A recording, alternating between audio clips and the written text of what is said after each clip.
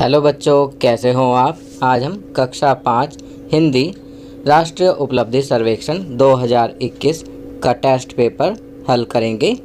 तो चलिए वर्कशीट हल करते हैं। भाग 1 दिए गए गद्यांश को पढ़िए और प्रश्नों के उत्तर दीजिए। चलिए नीचे दिए गए गद्यांश को पढ़ते हैं। संगीत सम्राट तानसेन, तानसेन या रामतनु हिंदुस्तानी शास्त्रीय संगीत के एक महान ज्ञाता थे। उन्हें सम्राट अकबर के नवरत्नों में भी गिना जाता है। संगीत सम्राट तानसेन की नगरी ग्वालियर के लिए कहावत प्रसिद्ध है कि यहाँ बच्चे रोते हैं तो सुर में और पत्थर लुढ़कते हैं तो ताल में। इस नगरी ने पुरातन काल से आज तक एक से बढ़कर एक संगीत प्रतिभाएं संसार को दी हैं। प्रारंभ से ही तानसेन ने दूसरों की नकल करने की अभूतपूर्व क्षमता थी। बालक तानसेन पशु पक्षियों की तरह तरह की बोलियों की सच्ची नकल करता था और हिंसक पशुओं की बोली से लोगों को डराया करता था। इसी बीच स्वामी हरिदास से उनकी भेंट हो गई। उनसे मिलने की भी एक मनोरंजक घटना है। उनकी अलग अलग बोलियों को बोलने की प्रतिभा को देखकर वे काफ़ी प्रभावित हुए। स्वामी जी ने उन्हें उनके पिता से संगीत सिखाने के लिए मांग लिया। इस तरह तानसेन को संगीत का ज्ञान हुआ। चलिए गद्यांश पढ़ने के बाद अब नीचे दिए गए प्रश्नों के उत्तर देते हैं। निम्न के उत्तर देने के लिए सही विकल्प का चुनाव कीजिए। तो यहाँ पर प्रत्येक प्रश्न के कुछ विकल्प दिए गए हैं, आपको सही विकल्प का चुनाव करना है। प्रश्न 1, तानसेन किस कारण प्रसिद्ध थे। खेल, संगीत, नृत्य, इनमें से कोई नहीं। तो सही विकल्प है ख, संगीत। प्रश्न 2, तानसेन को संगीत किसने सिखाया। बैजू बावरा, अकबर, बीरबल, स्वामी हरिदास। तो सही विकल्प है घ, स्वामी हरिदास। प्रश्न 3, इस तरह तानसेन को संगीत का ज्ञान हुआ। इस वाक्य में संज्ञा शब्द क्या है। तो यहाँ विकल्प दिए गए हैं। इस तानसेन को हुआ। तो सही विकल्प है ख, तानसेन, क्योंकि तानसेन नाम है और कोई भी नाम संज्ञा होता है। प्रश्न 4, इनमें से कौन सा शब्द संसार का पर्यायवाची नहीं है। तो यहाँ बच्चों हमें ध्यान रखना है कि संसार का पर्यायवाची कौन सा शब्द नहीं है, उस पर सही का निशान लगाना है। तो यहाँ सही विकल्प है ख, पंकज। प्रश्न 5, तानसेन को सम्राट अकबर के डैश में भी गिना जाता है। विकल्प दिए गए हैं। शिष्यों, सैनिकों, नवरत्नों, शत्रुओं। तो सही विकल्प है ग, नवरत्नों। भाग 2 में नीचे दी गई कहानी पढ़िए और प्रश्नों के उत्तर दीजिए। प्रश्न 6 से 10। तो चलिए कहानी पढ़ते हैं और प्रश्न 6 से 10 करते हैं। सुबह का भूला। एक गांव में मुकेश नाम का लड़का रहता था। वह बहुत शैतान था, सभी को तंग करता रहता था। कभी किसी के जानवर की रस्सी खोल देता तो कभी किसी का कोई सामान छिपा देता। जब लोग चीज़ें ढूंढते तो उसे बहुत मज़ा आता। वह स्कूल भी बहुत कम ही जाता था, पूरे दिन इधर उधर घूमता रहता था। एक दिन स्कूल में मुकेश को एक शरारत सूझी। उसने स्कूल की छुट्टी के समय एक बच्चे सुमित को शौचालय में बंद कर दिया।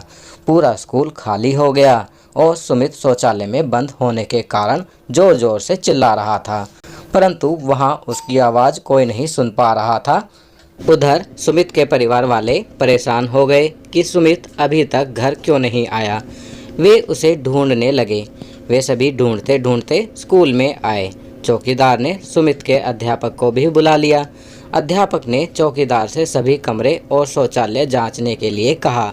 जैसे ही शौचालय का दरवाज़ा खोला गया, सुमित निढाल अवस्था में मिला। भूख और प्यास के मारे उसकी हालत बुरी हो गई थी। आनंद लेने के लिए मुकेश भी आ गया था, परंतु सुमित की हालत देखकर वह डर गया। आज उसे महसूस हो रहा था कि उसका मजाक किसी की जान भी ले सकता था। वह घबराहट के कारण रोने लगा। साथ ही वह सुमित और अपने अध्यापक से माफ़ी मांगने लगा। मुकेश ने अध्यापक को सारी बात सच सच बता दी। अध्यापक ने समझाया, सुबह का भूला यदि शाम को घर आ जाए तो उसे भूला नहीं कहते और मजाक करना बुरी बात नहीं है, परंतु किसी को परेशानी नहीं होनी चाहिए। तुमने सच बोला इसलिए तुम्हें माफ़ करते हैं। अध्यापक ने चौकीदार को समझाया कि ताले लगाने से पहले सभी कमरे व शौचालय के दरवाजे खोलकर जांचने चाहिए। चलिए कहानी पढ़ने के बाद अब प्रश्न करते हैं। प्रश्न 6, मुकेश कैसा लड़का था? शरारती, अच्छा, पढ़ाकू, मददगार। तो सही विकल्प है क, शरारती। प्रश्न 7, मुकेश ने सुमित को कहाँ बंद कर दिया था? विकल्प दिए गए हैं कमरे में, टंकी में, शौचालय में, कार्यालय में। तो सही विकल्प है ग, शौचालय में। प्रश्न, सुबह का भूला यदि शाम को घर आ जाए तो उसे भूला नहीं कहते, इसका आशय क्या होता है? तो यहाँ सही विकल्प है क, अपनी गलती को मान लेना। 9वां प्रश्न, निम्न में से कौन सा शब्द संज्ञा शब्द नहीं है? तो यहाँ दिए गए हैं शब्द सुमित, मुकेश, शौचालय, बंद।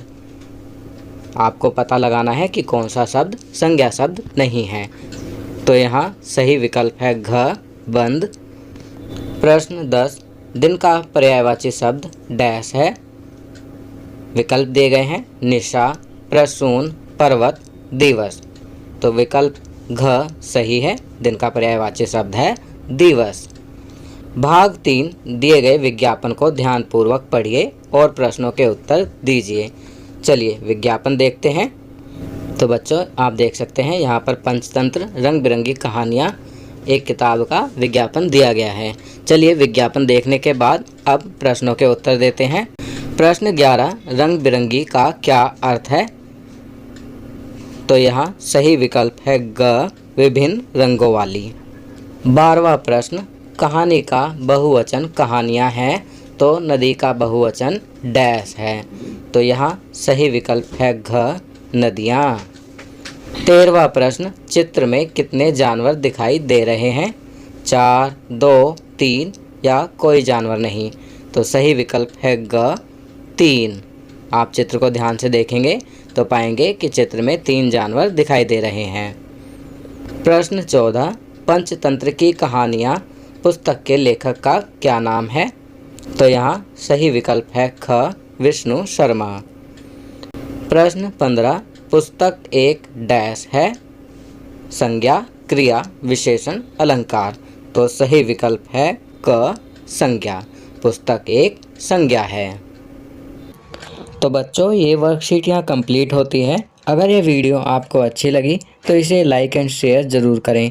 अन्य विषयों पर बने हमारे लेटेस्ट वीडियोस को देखने के लिए चैनल को सब्सक्राइब करना ना भूलें और देखते रहिए हमारा channel knowledge kingdom. Thank you.